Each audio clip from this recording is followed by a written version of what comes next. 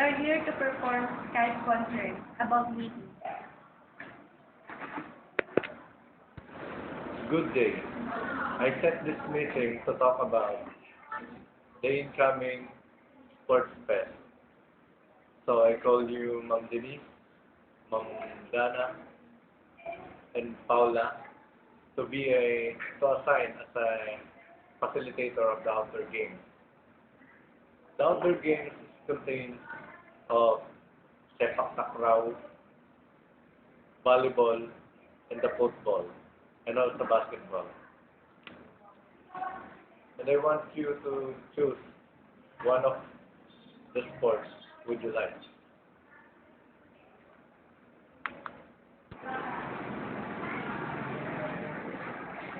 Sir, can I handle volleyball game?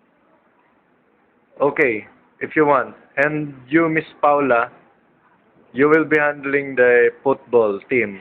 And Miss Denise, you will be handling a sepak takraw team. Okay, sir. I will put schedule and I will assign the schedule when are they free. I will ask to choose every section who are interested. Oh, sir. So, sir, there will be 10 for the boys and 10 for the girls for this volleyball, right? Yes, yes. Those who will be chosen in the game. So, sir, I will choose 10 boys and 10 girls for the volleyball, right? Yes. So, those who will join in this, who will participate in this game will be exempted for the exam.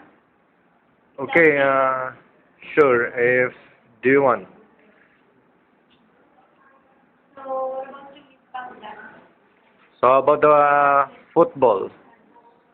Sir, maybe about this, is we will having a tryout for our students so that I can choose among them who are the best players and who will serving Okay. for our football team.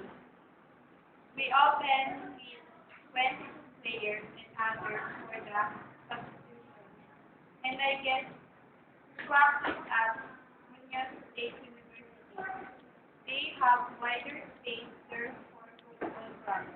And I will have our team at Sassam.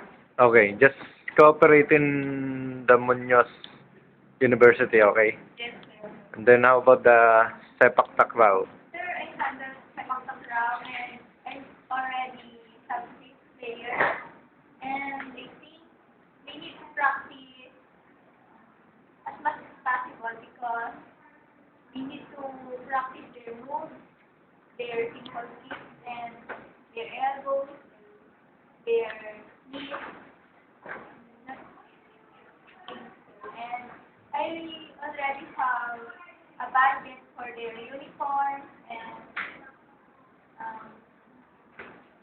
I think we need to buy a new sepak takraw balls and pens for their practice.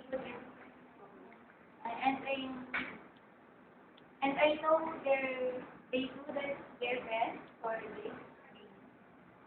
Okay, So we really need to focus on this.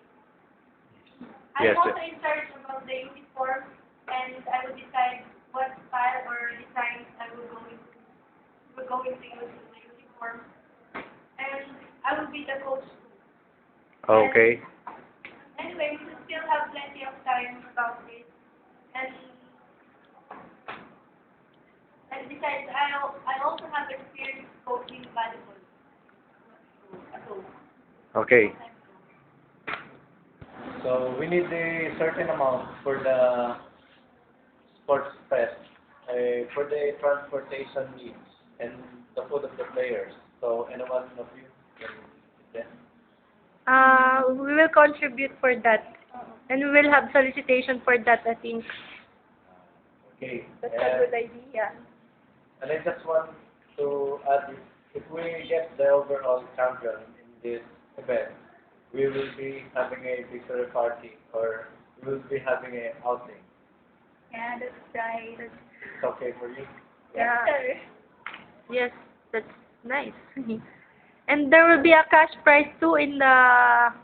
They say who's gonna be the champion in volleyball will be having a cash prize, I think. Yes, of course. But we And- don't know exactly what will happen. Yes. So that's the end of our conversation. That's all for today. Thank you.